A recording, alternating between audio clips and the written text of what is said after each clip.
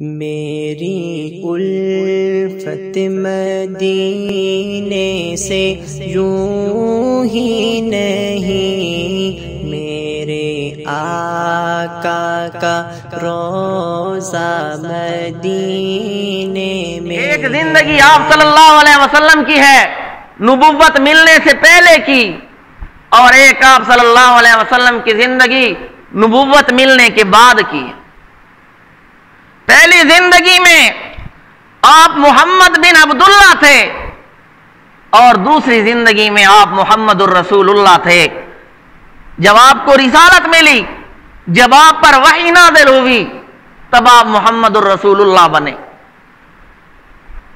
قرآن نے پچھلی زندگی کو نمونہ نہیں بنایا، یہ نہیں فرمایا لَقَدْ كَانَ لَكُمْ فِي مُحَمَّدِ بْنِ عَبْدِ اللَّهِ أُسْوَةٌ حَسَنَةٌ۔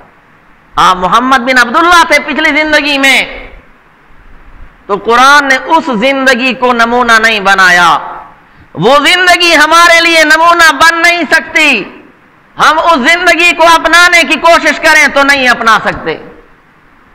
آپ اور میں اگر یہ چاہیں کہ ہماری پیدائش مکہ مکرمہ میں ہو سکتی ہے، اگر ہم یہ چاہیں کہ ہماری پیدائش بھی پیر کے دن ہو، طلوع فجر کے وقت ہو، کیا ایسا ہو سکتا ہے؟ اس پہ تو ہمارا اختیار ہی نہیں ہے۔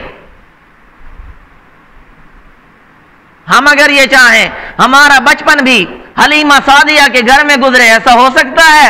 نہیں ہو سکتا۔ تو اس زندگی کو اختیار کرنا ہمارے بس کی بات نہیں ہے۔ ہمارے لیے جو نمونہ ہے وہ رسالت والی زندگی ہے۔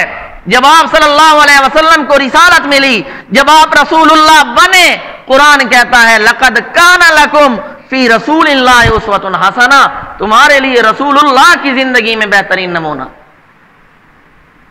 اس زندگی کے ہم نے پیروی کرنی ہے، اس زندگی کے ہم نے اتباع کرنی ہے۔ اس زندگی میں آپ نے نمازیں پڑھی، اور آپ نے فرمایا صلوا کما رأیتمونی اصلی، کہ تم اس طرح نماز پڑھو جس طرح تم نے مجھے نماز پڑھتے ہوئے دیکھا۔ اس زندگی میں آپ نے روزے رکھے، اس زندگی میں آپ نے جہاد کیا، تو عمل کا تعلق اس زندگی کے ساتھ ہے۔ اور ہمیں یہ بتایا گیا لَقَدْ كَانَ لَكُمْ فِي رَسُولِ اللَّهِ أُسْوَةٌ حَسَنَةٌ، تمہارے لیے رسول اللہ صلی اللہ علیہ وسلم کی زندگی میں بہترین نمونہ۔